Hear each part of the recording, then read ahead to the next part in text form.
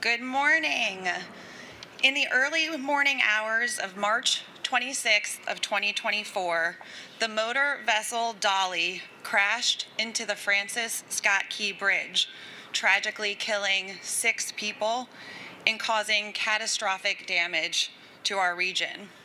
Today, the United States unsealed an indictment charging 3 defendants, Synergy Marine Private Limited, Synergy Maritime Private Limited, and Radha Krishnan Karthik Nair with crimes related to the disaster, including conspiracy, violations of the Ports and Waterways Safety Act, misconduct or neglect of ship officers resulting in death, and obstruction, among others. At approximately 1:29 on that late March morning, the Dali, a 900-foot container vessel, crashed into the Key Bridge, causing the death of 6 individuals working on the structure and the total destruction of the bridge. This resulted in a downed bridge that obstructed the channel and shut down the Port of Baltimore.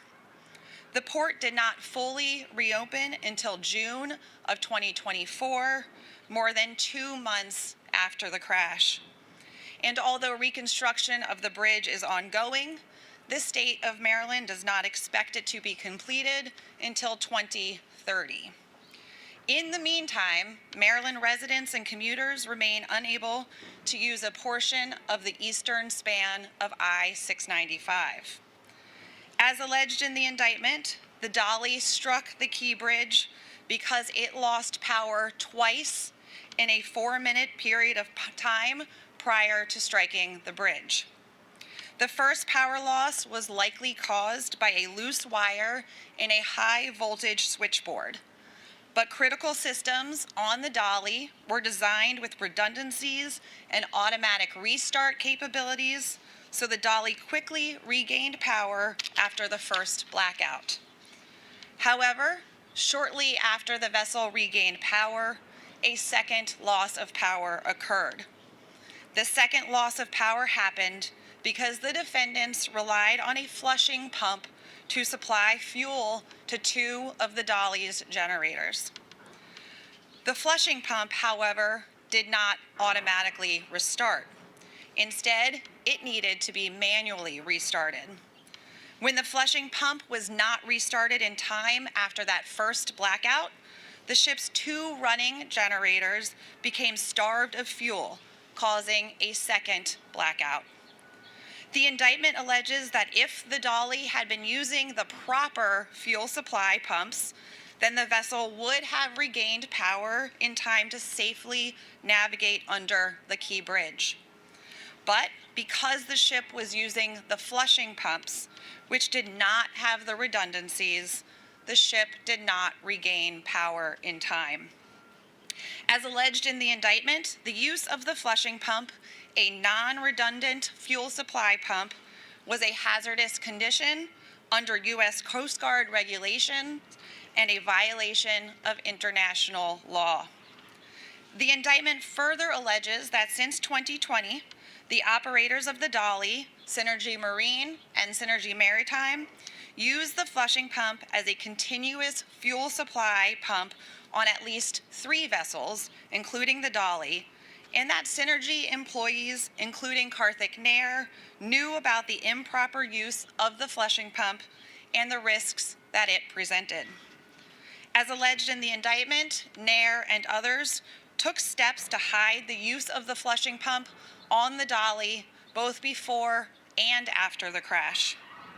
The indictment further alleges that after the crash, Nair falsely told the National Transportation Safety Board that he was unaware that the Dali was using the flushing pump. As alleged in the indictment, the government's investigation also found that Synergy employees, including its shoreside technical managers, fabricated and directed the fabrication of safety inspections and certifications related to vessel systems. Synergy later provided many of these false certifications to the NTSB and to a federal grand jury in Baltimore. I would like to thank our partners at the Environmental Crime Section in the Environment and Natural Resources Division of the United States Department of Justice for working with us on this matter. I would also like to thank our federal and state law enforcement partners who assisted in this investigation, including the FBI, the Environmental Protection Agency Criminal Investigation Division, the U.S. Coast Guard, and the Coast Guard Investigative Service.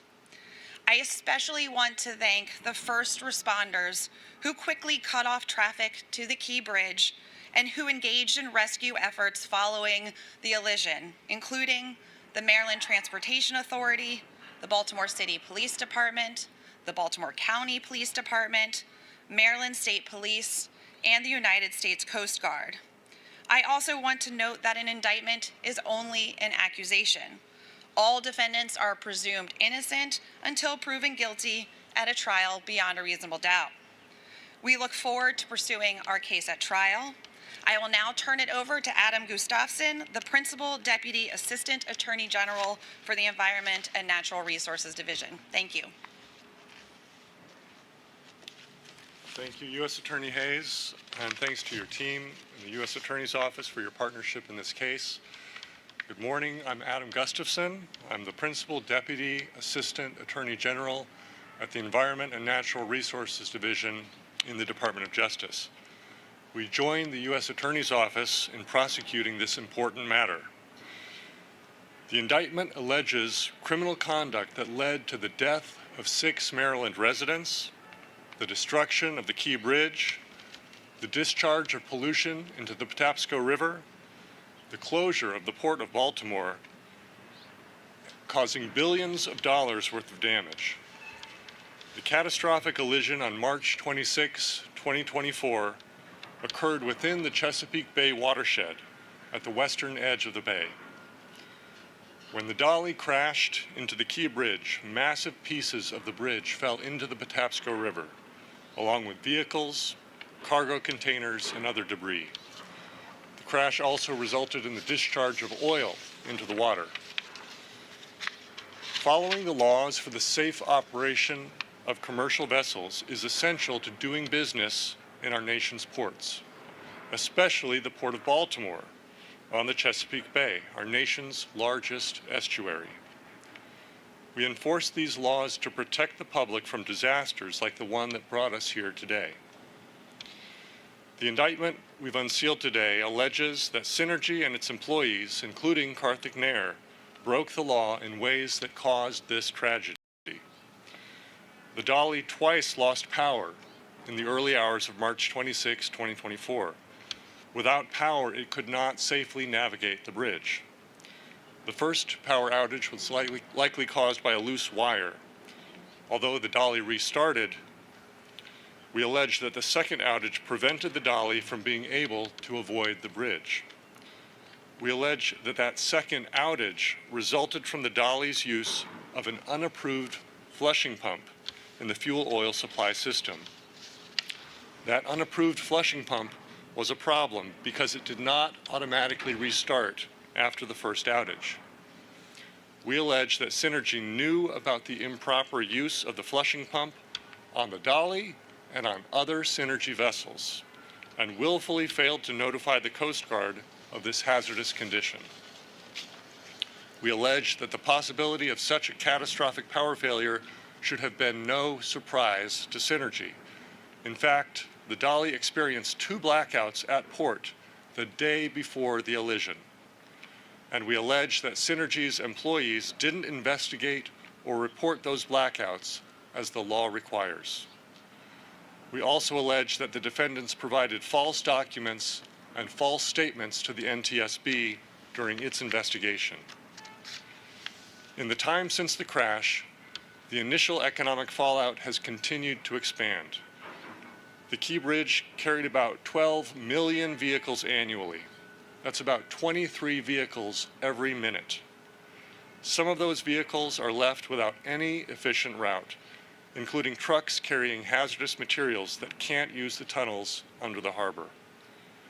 The Port of Baltimore, one of the 5 busiest ports on the East Coast, was completely closed following the crash, and it wasn't fully reopened until 11 weeks after. In the meantime, container traffic into and out of the port ground to a halt. The economic and human costs of this catastrophe have been borne every day by ordinary men and women, and most of all, by the families of the 6 workers who were killed. I echo the gratitude expressed by U.S. Attorney Hayes to the first responders and our federal and state law enforcement partners for their tireless efforts to clear the channel, investigate the elision, and prevent future disasters. As U.S. Attorney Hayes noted, an indictment is only an accusation. All defendants are presumed innocent until proven guilty at trial beyond a reasonable doubt. And now I'll turn it over to EPA Assistant Administrator Jeff Hall.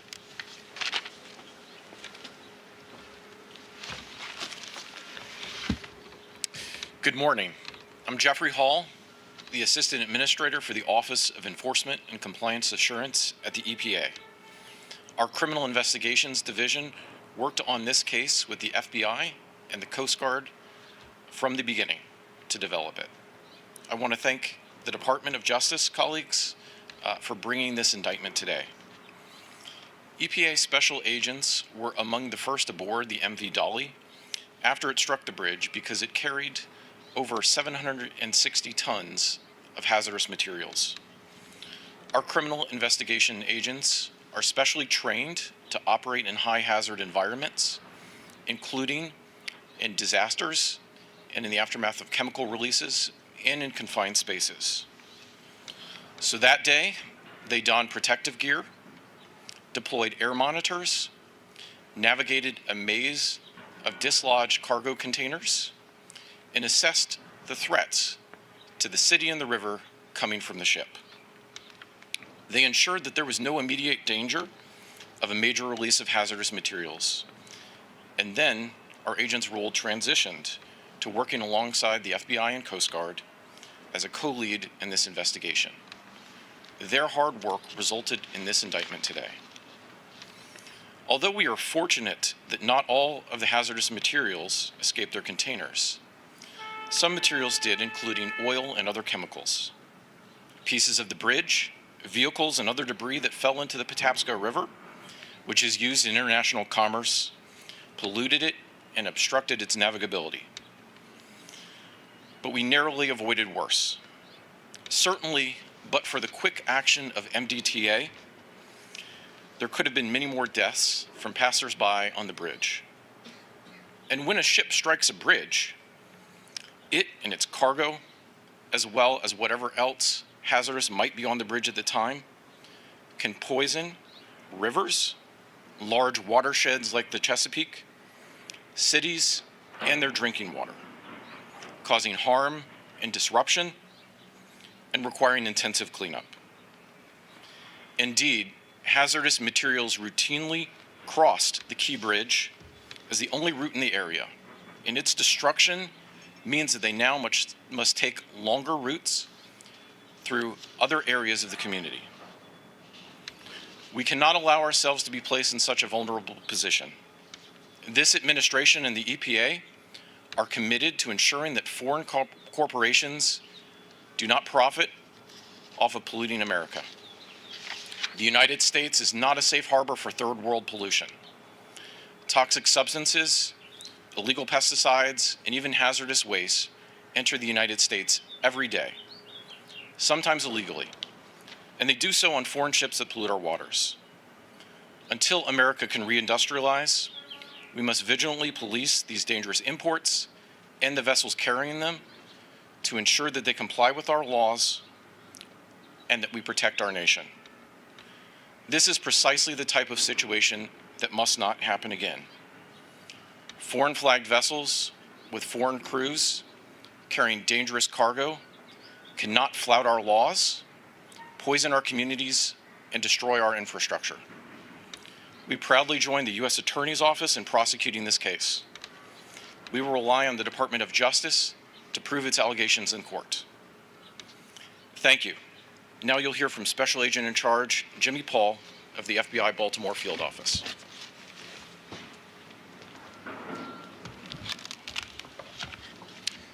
Good morning. My name is Jimmy Paul, and I'm the Special Agent in charge for the FBI's Baltimore Field Office. The Key Bridge collapse forever changed Maryland. It changed the way we look at bridges and the way we look at ships. This tragedy changed 6 families forever. Alejandro, Miguel, Dorlian, Maynor, Carlos, and Jose were making our roads safer when they lost their lives on that fateful day in March of 2024. We know, as is laid out in this indictment, the collapse should never have happened. As alleged, the bridge was struck and collapsed because those who were responsible for the ship's operation deliberately cut corners at the expense of safety. Marylanders felt collective shock seeing a defining part of Baltimore's skyline gone in just seconds. That shock turned to shared grief as we learned of the 6 lives lost and the unimaginable terror felt in their last moments. Daily commutes, international and domestic commerce, entire communities were upended and remain so. The economic cost, as well as the cost of rebuilding the bridge, is in the billions. The FBI responded immediately to the collapse, helping with the urgent search and rescue and assisting family members of those lost. The FBI also opened a criminal investigation. We worked this case methodically and diligently over the past 2 years. FBI investigators became experts in the complex inner workings of these ships and the rules and regulations that govern this industry. The FBI executed more than 24 federal search warrants, including aboard the Dali and its sister ship, the Saltoro. We located witnesses across the globe. We conducted close to 200 interviews. We spent hundreds of hours processing, reviewing, and analyzing terabytes of data, which brings us to today's announcement. The indictment shows that Synergy and Radhakrishnan Karthik Nair repeatedly failed to document, investigate, and report significant safety risks and hazards aboard the Dali. They forged safety inspections and certifications. They falsely claimed the ship was in good working order and then lied to investigators about their actions when they were questioned. This indictment should send a message to all ship operators that circumventing safety requirements and breaking U.S. laws will not be tolerated. The FBI collaborated closely with our partners throughout this investigation. The EPA's Criminal Investigation Division, U.S. Coast Guard Investigative Service, the Maryland U.S. Attorney's Office, and the Department of Justice's Environment and Natural Resources Division. We are grateful for their commitment to finding the truth and holding those responsible accountable. This was a tragic and significant moment for Baltimore. The FBI named this case Last Twilight. That name harkens back to another significant moment in Baltimore's history.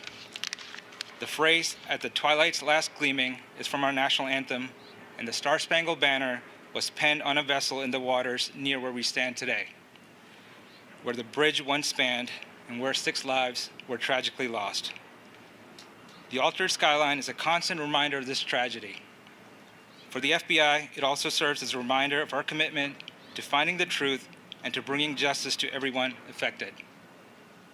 I thank you for your time today, and I'll turn it back over to you, Attorney Hayes. Thank you, everyone. While this is an ongoing prosecution, we'll be limited in our answers. However, we will take a few questions. Sir. Hello, Tom Costello with NBC News. You believe that the ship operators... Sorry, I'll do that again. Hi, Tom Costello with NBC News. You believe that the ship operators and you believe that the superintendent deliberately misled the NTSB and the FBI. And do you believe other ship operators right now may also be skirting the safety laws of this country? So, yes, as alleged in the indictment, there are obstruction of agency proceeding and false statement charges related to statements made by Synergy employees to the NTSB, as well as false certifications related to safety inspections. As for your second, we certainly hope that folks in the shipping industry will take note of this indictment, and to the extent there are any other investigations ongoing, I'm not able to comment. Yes. Hi, I'm Hayes Gardner with the Baltimore Banner. Is Nair or anyone else from Synergy in custody? And if so, what was the extradition process like? We currently believe that Mr. Nair is located in India. Yes. Hi, Jessica Sonkin, Fox News. Just to follow up on that, do you think you can get Nair to face justice on U.S. soil?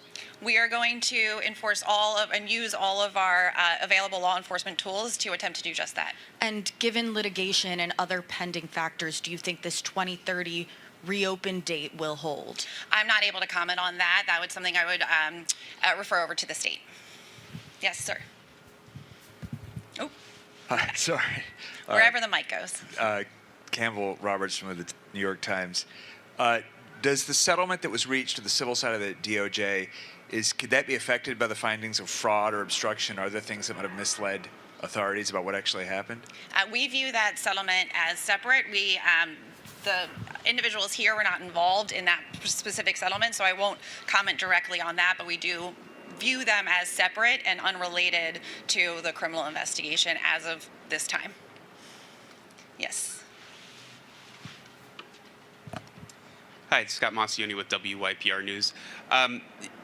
Would there be the possibility of having reparation type funds given at the end of this if they are found guilty in a criminal court? And then also, is there what would the maximum sentencing be underneath these charges? Certainly. So we'll lay out more details in the upcoming press release as to the specific maximum sentence. What I will say for the corporate individuals, there is a possibility of a fine that would be twice the loss amount, so which is currently estimated to be at least $5 billion. So that is one of the available penalties. We also, of course, will attempt to, upon conviction, if appropriate and available to us, seek restitution and or forfeiture related to any criminal conviction. Yes, ma'am. Hi, Katie Metler with the Washington Post. The civil trial related to this case is scheduled to begin in a couple weeks. Do you have any sense of how the criminal case is going to impact or what the interplay will be between those two cases as they go to the court at the same time? I do not. That will ultimately be up to the judge overseeing the civil case, along with the parties in that case. Yes, sir. Holmes from CNN. The flush pump system, is that installed because it is a cheaper system? Was there an issue with the original system, or was that just intentional? What was the reason behind the flush pump, I guess? So as alleged in the indictment, which I'll stick to the four corners of the indictment as much as I can, there was the availability of the fuel supply that was approved and within international law. However, the ship operators, the defendants, elected to use the flushing pump instead. I'll leave it at that for now, given that it's an ongoing investigation, and there are additional details within the indictment. Yes, sir, up front. Hey there, Gary Grunback with NBC News. Have you had an opportunity to inform the victims' families, of this development, and what was their reaction? So we do have obligations to consult with victims throughout the process, and they were provided a heads up that there would be an announcement. Of course, given that this indictment was just unsealed this morning, there are limitations on what we were able to share with the victims prior to the unsealing. Hi there, Phil Yakubowski from WBAL Radio here in Baltimore. You mentioned the flushing pump system. How many other Synergy ships have this system, and was that a concern to you when you heard about that, given the number of ports around the country? So as alleged in the indictment, there are at least 3 ships under the folks doing business as Synergy that our investigation revealed were using the flushing pumps. One of those ships was the Dali and 2 sister ships.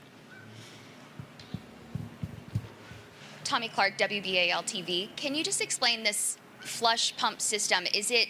How common is this? Can you familiarize us with, is this rare to see a case like this? Or is this something that you're concerned could be on other vessels beyond Synergy? So given that this is an ongoing prosecution, I'm limited on what I can say as it relates to that. What I'll say is, speaking to this one, in the 4 corners of the indictment, like I said, we did have, our investigation revealed that at least 3 ships used this flushing pump in lieu of the approved fuel supply system. Yes, sir, in the back. Hi, Jeff Morgan with WMAR here in Baltimore. It's our understanding that there are still crew members here in the United States. Do you know what the process will be like for them? Is there any charges that could come to the other members of the crew, or is this limited at this point?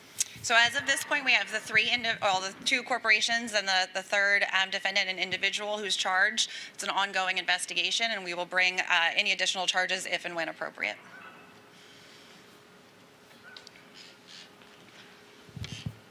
Hayes Gardner, Baltimore Banner. This is a follow-up.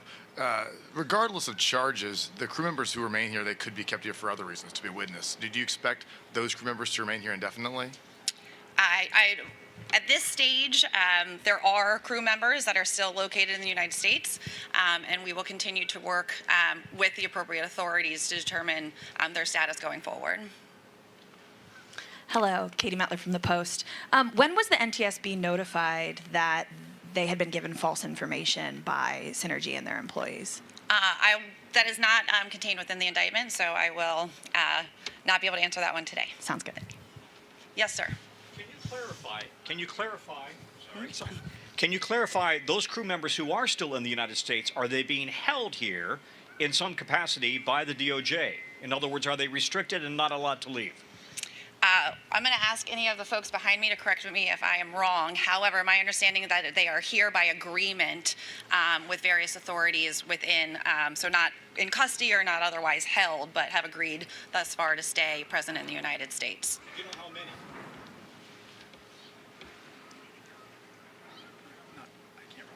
At this point, we're going not to divulge that information. Thank you. Two more questions. Any more questions? Tommy with BAL again. I want to know, you have this massive team behind you here. It obviously took so much to get to this. It's been 2 years. Can you share for us what this means to get to this point where you're announcing this? I mean, this is pretty major, not only for Baltimore, for Maryland, but the entire East Coast in our nation. Explain to us, what that means. So I am grateful for all of the hard work. As you see, we do have an incredible team standing behind me. All of them worked together over the last 2 years to make sure that they were meticulously developing the evidence. As Special Agent in Charge Jimmy Paul said, it included a lot of review of evidence, of digital files, interviews, looking through, obviously boarding the ship. So all of that work has come to an indictment. However, this is only an accusation. These are only allegations, and we have more work to do. Hi, Dan Belson with the Daily Record. The indictment was handed up about a month ago. It wasn't unsealed until today. Could you talk a little bit about what went into that timing and what happened in the interim there? That is a very good question, one that I will not answer right now, but I appreciate that. And at the appropriate time, if and when appropriate, we can certainly reveal that information. All right, thank you all. Thank you so much.